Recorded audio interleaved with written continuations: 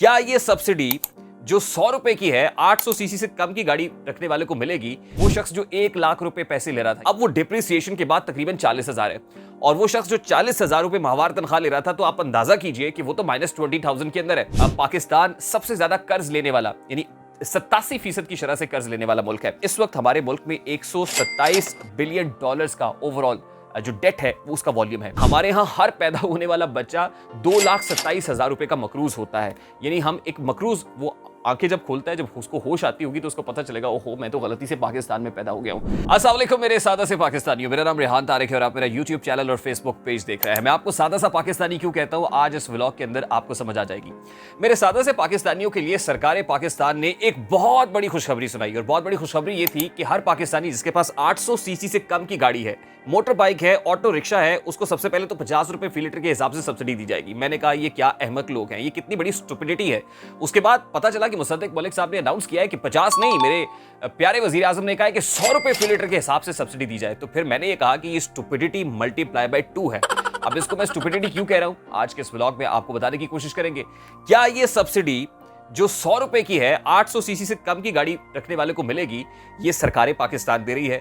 क्या मोहतरम वजीर आजम दे रहे हैं? क्या मोहतरम मुसद्दिक मलिक साहब अपनी जेब से दे रहे हैं? तो ऐसा हरगिज नहीं है।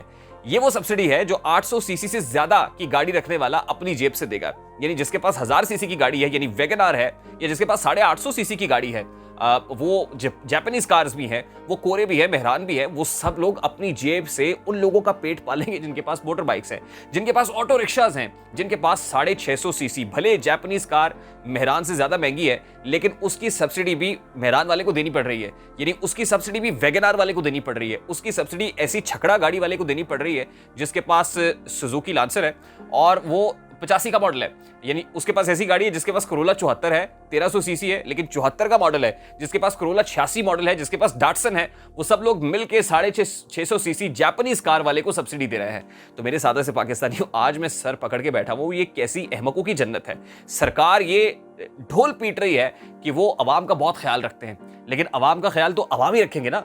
मतलब जो सैलरीड क्लास है, जो इनकम क्लास है, जो पैसे लेते हैं, जिसकी सैलरी बढ़ नहीं रही है बल्कि वो कम हो रही है, एक अंदाजे के मुताबिक वो शख्स जो 1 लाख रुपए पैसे ले रहा था, यानी 1 लाख रुपए माहाना माहवार तनख्वाह ले रहा था, अब वो डिप्रिसिएशन के बाद तकरीबन 40,000 है, और वो शख्स जो 40,000 रुपए माहवार तनख्वाह ले रहा था, तो आप अंदाजा कीजिए कि वो तो -20,000 के अंदर है। यानी हर महीने उसको 20,000 रुपए का कर्ज उठाना पड़ता है। तो आप सैलरीड क्लास को ये कह रहे हैं कि आप अपनी जेब से, यानी 272 रुपए फी लीटर मैं पेट्रोल डलवाता था, अब मैं 373 रुपए फी लीटर पेट्रोल डलवाऊंगा, और मेरी तनख्वाह भी नहीं बढ़ रही है, तनख्वाह भी वहीं खड़ी हुई है, और जो एक्सपेंसेस हैं हर चीज डबल हो गई है। रमजान मुबारक आने वाला है, आमद है, डोर नॉकिंग हो रही है। ऐसे में जो सफेद पोश तबका है वो माह सयाम के रोजे कैसे रखेगा, वो इबादत कैसे करेगा, वो सहरियां कैसे करेगा, वो अफ्तारियां कैसे करेगा। सबसे बड़ी इंपॉर्टेंट चीज तो ये है कि ये पैसे सरकार नहीं दे रही, ये पैसे एक आम आदमी दे रहा है। दूसरी इंपॉर्टेंट चीज ये है कि एक लकीर खींच दी गई। आज तक हमारे सामने पॉवर्टी लाइन होती थी कि पॉवर्टी लाइन से ऊपर जो है वो अमीर तबके में गिना जाता है, जो बिलो द पॉवर्टी लाइन है वो गरीब तबके में गिना जाएगा, और उसके ऊपर फिर अशराफिया है, और फिर लोअर मिडिल क्लास, और फिर लोअर क्लास आती है। लेकिन ये पॉवर्टी लाइन जिस तरह सरकार ने खींची है, वो बता दिया है कि जिसके पास 800 सीसी से ऊपर की गाड़ी है वो अमीर है, और जिसके पास 800 सीसी से नीचे की गाड़ी है वो गरीब है। अब भले 800 सीसी से ऊपर की गाड़ी उसने कोई कमेटी डाल के ली हो, उसने उम्र भर की जमा पूंजी के साथ वो 800 सीसी से ऊपर की गाड़ी ली हो, और उसकी पता नहीं क्या जरूरत हो, मतलब उसने उबर पे चलानी है, उसने इन ड्राइवर पे चलानी है, उसने करीम पे चलानी है, क्या वो कैब ड्राइवर है, तो आप उससे भी 373 रुपए फी लीटर के हिसाब से पेट्रोल लेंगे।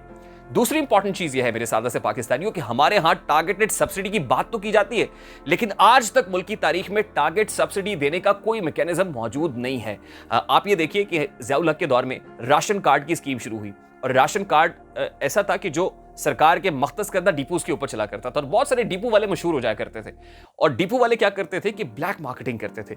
उनके पास जो दालें आती थी, उनके पास जो आटा आता था, जो चीनी आती थी, वो उसको स्टोर करते थे। और फिर आपने काले खान का नाम सुना होगा, जिसको ज़ियाउल हक के दौर में एक खुले मैदान के अंदर कोड़े मारे गए थे, यानी उसमें ब्लैक मार्केटिंग उरूज पर थी। आज फिर हमने देखा कि जो BISP है, जिसको बेनजीर इनकम सपोर्ट प्रोग्राम कहा जाता है, उस इनकम सपोर्ट प्रोग्राम के अंदर ब्यूरोक्रेट्स और उनके बच्चे और उनकी फैमिलीज बहुत सारे BISP के अंदर रजिस्टर्ड थे। आज हाल ही की मिसाल ले ले कि लोगों को मुफ्त आटा फराम किया जा रहा है। मैंने देखा कि कोट अद्दू के अंदर एक खातून जान से चली गई है क्योंकि वो लाइन में लगी हुई थी, दम घुटने से जाम हक हो गई। जब वो पहुंची मौके के ऊपर, यानी आटा लेने के लिए पहुंची और उसको बताया कि जी मैं गरीब औरत हूं, मुझे आटा चाहिए है। आपने कहा कि 3 बैग मिलेंगे मरहलावार, तो पहला बैग कहाँ है? तो उन्होंने बताया कि आप अहल नहीं हैं। आज अभी हमने चेक किया है कि बहुत सारे ऐसे लोग जो मतलब उनकी कैपेसिटी पोटेंशियल नहीं है, मतलब वो अहल नहीं है, इस वक्त आटा नहीं ले सकते। और बहुत सारे ऐसे लोग जो बड़े बड़े ग्रोसरी स्टोर्स के अंदर जाके आटा खरीद सकते हैं, महंगे दामों खरीद सकते हैं, जो ये सिलेक्शन भी कर सकते हैं कि ग्लूटेन फ्री आटा लेना है, वो लोग अहल करार दिए जा रहे हैं उस ऐप के अंदर। तो ये हमारे यहाँ टारगेटेड सब्सिडीज का मैकेनिज्म है। तो बहुत बड़ा सवाल ये है कि आज जब सरकार 100 रुपए फी लीटर पेट्रोल के अंदर सब्सिडी देने जा रही है, तो क्या कोई मैकेनिज्म है, क्या कोई डेटा है, या इसके ऊपर भी जो डीलर्स हैं वो अपना मार्जिन रखेंगे? अब एक बहुत बड़ी सहूलत आप डीलर्स को दे रहे हैं। डीलर्स को आप ये कह रहे हैं कि आप ऑयल मार्केटिंग कंपनी से 100 रुपए ज्यादा की कीमत के ऊपर पेट्रोल उठाएंगे, और 100 रुपए ज्यादा के ऊपर जब पेट्रोल उठाएंगे और उसको उसी दामों, यानी अपना मार्जिन रख के, जो भी 8-9% का मार्जिन है वो रख के आगे बेचेंगे। तो आप नहीं देखते कि इसमें डीलर्स के हाथ में एक बहुत बड़ा जखीरा लग जाएगा। वो टैंक्स के अंदर पेट्रोल को स्टोर करेंगे, और आज से पहले भी हमने देखा है कि 15 दिन का जखीरा होना चाहिए, लोगों ने एक डेढ़ महीने का जखीरा जमा किया हुआ होता है। यानी यहां पे आप किस किस का हाथ मजबूत करेंगे? गरीब आदमी तो नाम का ही है, लेकिन इस पे भी अशराफिया के हाथ मजबूत हो रहे होंगे। वही मिनिस्टर्स, वही ब्यूरोक्रेट्स जो इस पॉलिसी को बनाने वाले होंगे, ultimately they will be benefited and this policy will go down the drain. तीसरी इंपॉर्टेंट चीज यह है कि हमने हमेशा सुना है कि रियासत होगी मां के जैसी। तो हमारी रियासत मां के जैसी है, लेकिन सुतेली मां जैसी।